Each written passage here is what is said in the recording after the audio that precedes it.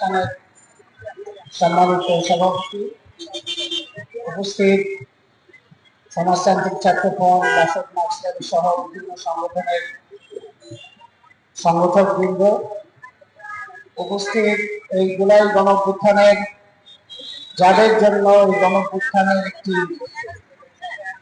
সমাপ্তি হয়েছে, জুলাই গণঅভ্যুত্থানের মধ্যে দিয়ে একটা ভয়ঙ্কর দুর্নীতিবাজ অত্যাচারী শাসকের পতন হয়েছে, যাদের জীবনের বিনিময়ে সেই শহীদদের পরিবারের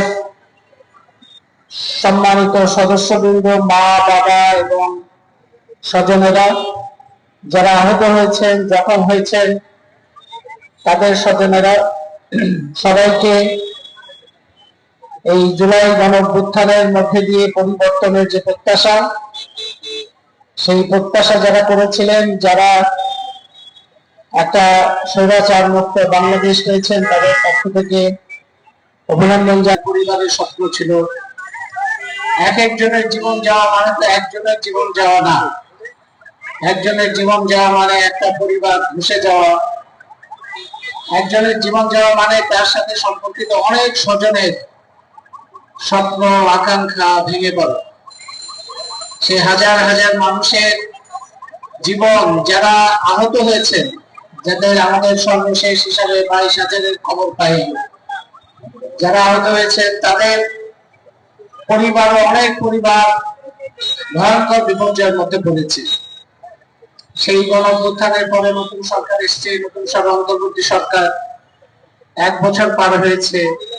আমরা বিস্ময়, ক্ষোভ এবং প্রতিবাদের সঙ্গে খেয়াল করি, 1 বছর পার হয়েছে, এখন পর্যন্ত শহীদদের পরিষ্কার তালিকা হয়নি। সরকার একটা তালিকা দিচ্ছে, জাতিসংঘ একটা তালিকা দিচ্ছে, আবার অন্যান্য সংগঠন এক এক রকম তালিকা দিচ্ছে, এখন পর্যন্ত পরিষ্কার একটা তালিকা হয়নি। এই যুগে, প্রযুক্তির এই যুগে, ডিজিটাল প্রযুক্তির এই যুগে এই তালিকা করা সম্ভব না, এটা আমরা কোনোভাবে বিশ্বাসযোগ্য না। আহতদের তালিকা হয় নাই, পরিষ্কার কোনো তালিকা হয় নাই।